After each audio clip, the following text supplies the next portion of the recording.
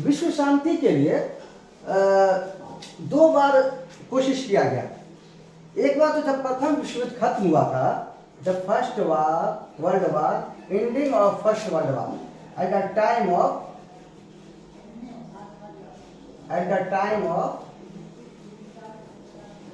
Ending of first world war, यानी प्रथम विश्व युद्ध के समापन के बाद, क्योंकि उस समय बहुत ज्यादा धन जन का क्षति हुआ था, बहुत सारे लोगों का मतलब नुकसान हुआ था।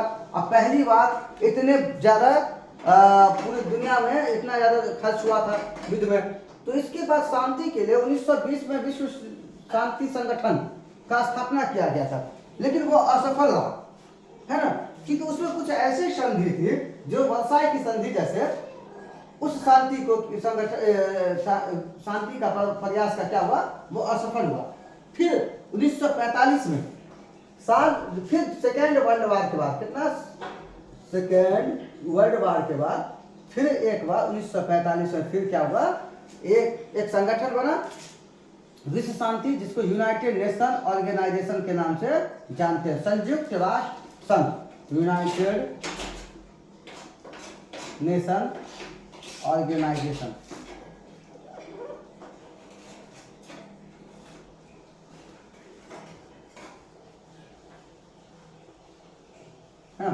संयुक्त राष्ट्र संघ, संयुक्त राष्ट्र संघ, है ना।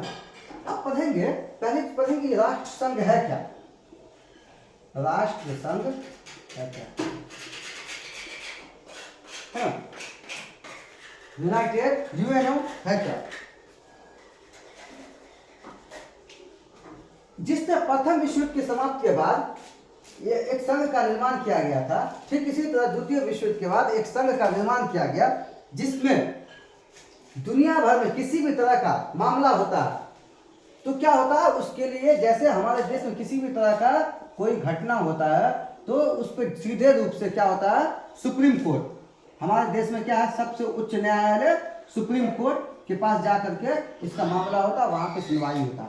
ठीक इसी तरह से वहां पे दो चीज है, एक आईसीजे है, एक यूएनओ है, और इसकी का सहयोगी है ICJ, international court of justice, अंतर्राष्ट्रीय न्यायालय, है ना, और यूएनओ, जो भी चीज का मामला मतलब डिसाइड करना हो तो वो आईसीजे के पास जाता है और बाकी सब यूएनओ के पास। किसी भी तरह का मामला को निपटाने के लिए इस संगठन का निर्माण किया गया था। इसका मुख्य रूप से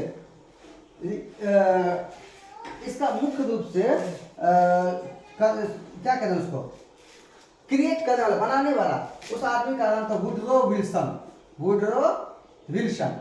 इन्होंने ये कहा कि दुनिया भर में अगला विश्व युद्ध ना हो, अगला युद्ध नहीं हो, इसके लिए उन्होंने क्या किया, वुडरो विल्सन ने एक संगठन का स्थापना किया, जिसको 14 सूत्री योजना के नाम से जानते हैं, है ना। इसमें 14 को ऐसा कंडीशन बनाया, जैसे बताए थे ना कि आर्टिकल 5 था और अनुच्छेद 5 था कि अगर कोई 31 देश पे युद्ध करता है तो बाकी एक देश पे युद्ध करता है तो 31 देश मिलकर के युद्ध करेगा, वो एक नाटो का था। ये लेकिन ये पूरी दुनिया का। पहले हम चलते हैं 1920 के बारे में, पहले 1920 के बारे में चलेंगे, फिर 1945 के बारे में चलेंगे, हाँ। क्या है कि 1920 में वुडरो विल्सन ने इसका संस्थापक कहा जाता है वुडरो विल्सन को। उन्होंने विश्व शांति की स्थापना के लिए 14 सूत्रों का क्या किया, योजना किया। उन्होंने कहा 14 सूत्र में विश्व शांति को बनाए रखने के लिए राष्ट्र के संगठन की बात कही गई है। राष्ट्र संघ में स्थापना में अमेरिकी राष्ट्रपति की महत्वपूर्ण भूमिका थी। आज भी दुनिया भर में किसी भी तरह का मामला होता है तो उसमें वो सीधे यूएनओ के पास जाता है और उसमें अमेरिका राष्ट्रपति का एक महत्वपूर्ण भूमिका होता है। वो अलग बात है कि अमेरिका अब नाटो के वजह से, नाटो संगठन बनने की वजह से, मतलब जैसे क्या होता है कि वो नाटो का भी समर्थन करता है और पूरी दुनिया का भी समर्थन करता है। जैसे इजराइल को हथियार भेज रहा है कि फिलिस्तीन को मारो, और फिलिस्तीन को पाव रोटी भेज रहा है, दूध भेज रहा है कि उसको मतलब वहां पे भूखा मर रहा है, इसलिए तो नाटो का क्यों ये है, इजराइल सदस्य है। तो क्या राष्ट्रसंघ की स्थापना अमेरिका के राष्ट्रपति की महत्वपूर्ण भूमिका थी, परंतु प्रथम विश्व युद्ध के दौरान अनेक राजनीतिक इस प्रकार संगठन की स्थापना पर बल दे दिए थे, ऐसे राजनीतिज्ञों को प्रमुख थे। इसमें इंग्लैंड के रॉबर्ट सेंसिल, दक्षिण अफ्रीका के जॉन स्मर्ट्स तथा फ्रांस के लिए लियोन बर्जन्स, इन सबों ने सम्मिलित प्रयास करके 10 जनवरी 1920 को, जिसकी वर्षाई की संधि व्यवहार में आई, 10 जनवरी 1920 को वर्षाई की संधि उसी दिन से लागू हुआ था, है ना, किया। इसका मुख्य उद्देश्य था कि अंतर्राष्ट्रीय सहयोग को प्रोत्साहन देना, यानी एक देश दूसरे देश को क्या करना है, मदद करना है। बाढ़ हो, किसी भी तरह का बीमारी हो, है ना, या किसी भी तरह का भुखमरी हो आपातकाल की स्थिति में। दूसरा, अंतर्राष्ट्रीय झगड़ों का, मतभेदों को शांतिपूर्वक सुलझाने का, कि किसी के बीच में मनमुटाव न है, लड़ाई झगड़ा ना हो। साथ ही किसी देश को अगर किसी देश से नुकसान पहुंच रहा है तो उसको क्या करना, सुरक्षा देना। आज भी जापान को सुरक्षा दे रहा है अमेरिका। द्वितीय विश्व में जब बम गिराया था तो जापान पूरी तरह से बर्बाद हो गया था। उसके बाद जापान को क्या कर रहा है, अमेरिका देखभाल कर रहा है।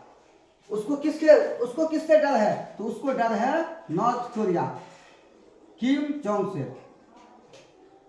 दुनिया में अगर अमेरिका को कोई देश डरा सकता है तो उसका नाम है नॉर्थ कोरिया।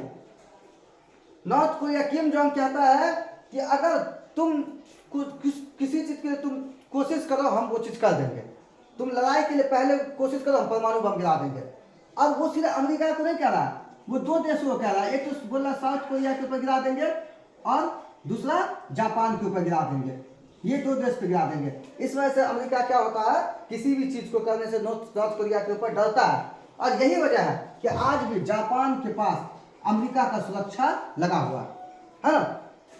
उसके बाद सशस्त्रीकरण के होड़ को समाप्त करना, यानी दुनिया भर में लोगों को क्या करना है कि सशस्त्रीकरण, इसका हम पीडीएफ देंगे। सशस्त्रीकरण का मतलब क्या होता है कि दुनिया भर में अलग अलग देशों के पास एक देश दूसरे देश से ज्यादा खतरनाक हथियार नहीं रख सकता। जैसे पहले क्या था, AK-47 किसी देश के पास नहीं था, लेकिन अब लगभग सारे देशों के पास हो गया, है ना।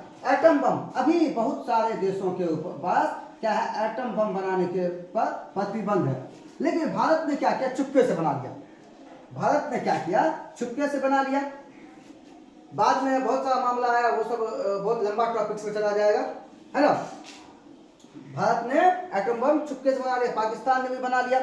पहले भारत पर प्रतिबंध लगा, बाद में पाकिस्तान पर प्रतिबंध लगा। पाकिस्तान ने धमकी दे दिया कि अगर तुम मेरे ऊपर से प्रतिबंध नहीं हटाओगे तो हम क्या करेंगे, यूट्यूब पे डाल देंगे, पूरा दुनिया देख लेगा, उसका सब अपना एटम बम बना लेगा। डर से क्या हुआ, पाकिस्तान क्या, हाँ, और या हम अपना एटम बम क्या करेंगे, दूसरे के हाथ से भेज देंगे। अमेरिका क्या किया, डर से पाकिस्तान के ऊपर से प्रतिबंध हटा दिया, और जो कानून एक देश के लिए वही सभी देश के लिए। और उसके बाद भारत के ऊपर प्रतिबंध लगा था, भारत को भी क्या किया गया, ब्लैक लिस्ट से हटा दिया गया, है ना। तो ये यूनाइटेड नेशन ऑर्गेनाइजेशन का मुख्य उद्देश्य यही है कि ना तो किसी देश के ऊपर आपसी मनमुटाव हो तो उसको आपस में बैठकर सुलझा लेना है, किसी भी देश में युद्ध की जैसी हालात पैदा न होने दें। उसके बाद पूरे विश्व में शांति स्थापना करना है, किसी भी तरह आपातकाल स्थिति में एक देश दूसरे देश को मदद करना है। साथ ही कोई भी देश सशस्त्रीकरण मतलब एम्यूनेशन कहलाता है ना, वो सशस्त्रीकरण को बढ़ावा ना दे, सारे देश एक जैसा रखे। अब पता चला क्या, अभी यूक्रेन और रसिया में चल रहा, रसिया एटम बम लेगा, गिरा देगा, यूक्रेन खेल खत्म, है ना। तो क्या किया गया, सशस्त्रीकरण पे भी रोक करने के लिए ये किया गया, है ना। शुरू में राष्ट्र संघों के सदस्यों की संख्या 42 थी, लेकिन बाद में जाकर के 60 हो गई, है ना, बाद में जाकर के 60 हो गई। अब इसमें कुछ चीज लिखना जरूरी है। शुरू में राष्ट्र संघ की सदस्यों की संख्या 42 थी, लेकिन बाद में जाकर के कितना हो गया, 60 हो गया। अब जैसे सरकार का जिस तरह से अंग होता है, जैसे हमारे देश में सरकार का अलग अलग अंग है, कार्यपालिका, विधायिका और न्यायपालिका, ठीक इसी तरह राष्ट्र संघ का भी अंग है। क्या क्या अंग है, पहला अंग का नाम है असेंबली, पहला अंग का नाम है असेंबली, दूसरे का नाम है काउंसिल, तीसरे का नाम है सचिवालय और चौथे का नाम है अंतर्राष्ट्रीय न्यायालय। उसके बाद बहुत सारा है, ILO है, इंटरनेशनल लेबर ऑर्गेनाइजेशन, अंतर्राष्ट्रीय श्रम संगठन है, WHO बन गया, अब यूनेस्को बन गया है, यूनिसेफ बन गया है, ये सब अलग अलग इसका अंग है। लेकिन मुख्य रूप से हम अभी पढ़ेंगे असेंबली। ये असेंबली वही होता है जैसे भारत में संसद भवन में सारे लोग रहता है। दूसरा काउंसिल, हाँ दूसरा काउंसिल,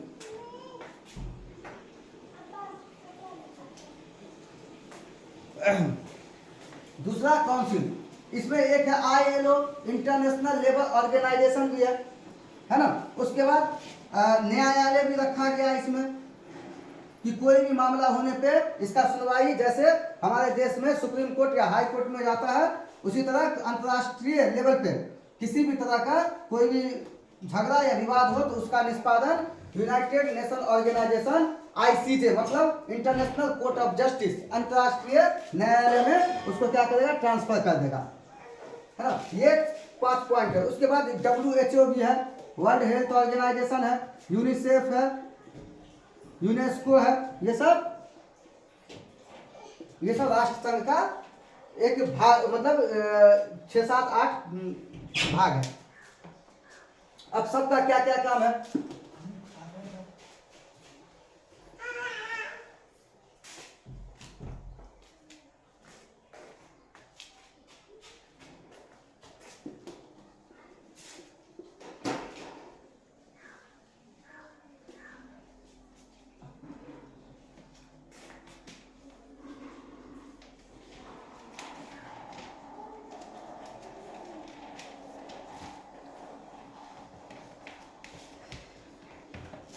आज सिर्फ दो पढ़ाएंगे, एक असेंबली और दूसरा काउंसिल। एक पढ़ाएंगे असेंबली,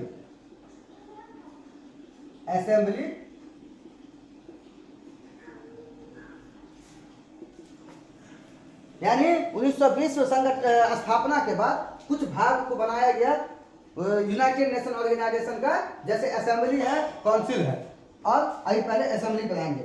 यह राष्ट्र संघ का सबसे बड़ा और महत्वपूर्ण अंग था। इसमें राष्ट्र संघ के सभी राष्ट्रों को मिलाया गया था। राष्ट्र संघ के स्थापना के समय कुल 42 सदस्य था। बाद में जाकर के ये क्या हुआ, इनका वोटिंग मतलब इनका सदस्य जो बढ़ करके 60 हो गया। यानी किसी भी चीज को मामला मतलब वोटिंग करने के लिए जैसे 60 है ना, तो एक संसद भवन है जैसे इंडिया में, तो इसमें कितना 543 सदस्य जाता है, वो अलग अलग पार्टी से। तो ठीक इसी तरह से इसमें भी कुल क्या है कि 60 सदस्य है। असेंबली का काम क्या, इस असेंबली में भी 2 लोग होते थे, एक सभापति और एक उपसभापति।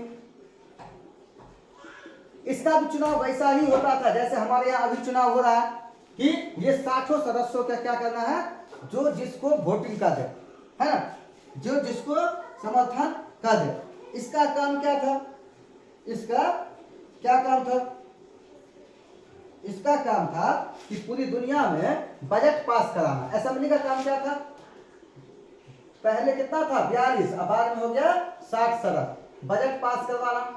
अब अमेरिका के यूएनओ के पास क्या पूरी दुनिया का क्या होता है, चंदा जाता है ना, जो शक्तिशाली देश है उसका पैसा जाता है। और उन पैसाओं से क्या करता है कि अब जैसे अभी क्या है कि भले ही अमेरिका को किससे, चीन से दुश्मनी हो, लेकिन इसका विदेश नीति ये कहता है, इसका विदेश नीति ये कहता है, क्योंकि ये अनुच्छेद में लिखा हुआ, ये वहां ये यूएनओ के संविधान में लिखा हुआ है बाकायदा यूएनओ के निर्माण के टाइम में, कि किसी भी तरह का किसी भी देश के साथ आपदा होने पर वो क्या करेगा, वहां का पैसा कौन देगा, यूएनओ देगा। तो बजट पास करवाया जाता है, उसमें ये 60 सदस्य मिलकर के। अब किस किस चीज पे बजट पास करवाया जाता है, आपातकाल की स्थिति, आपातकाल कोई भी घटना होता है किसी देश में, दुनिया के कोई भी देश में, अब जिस देश को ब्लैक लिस्ट कर देगा उस देश को नहीं देगा पैसा।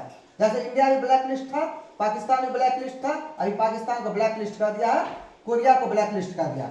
दूसरा, शिक्षा के क्षेत्र में भी चाहिए तो भारत को देता है, जो एक भारत में कहाँ देता है, ये आंगनबाड़ी जो है, आंगनबाड़ी प्राथमिक शिक्षा, ये कौन देता है, शिक्षा के क्षेत्र में यूनिसेफ, इसी का अंग है UNICEF, United nation international child education fund, United nation international child education fund, यानी बच्चे के पैसा के लिए पूरे दुनिया भर में अमेरिका देता है। शिक्षा, उसके अलावा स्वास्थ्य के क्षेत्र में यूनेस्को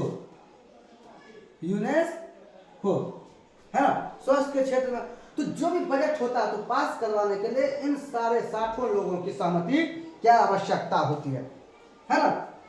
और ये लोग जिसमें बैठता उस भवन का नाम होता है असेंबली, और यहाँ पे जो कार्यवाही होता है ना, फ्रेंच और इंग्लिश भाषा में होता है। यहाँ जो कार्यवाही होता है फ्रेंच और इंग्लिश भाषा में होता है, फ्रेंच और इंग्लिश भाषा में होता है। इसका PDF शॉर्टकट में बना करके हम भेज देंगे।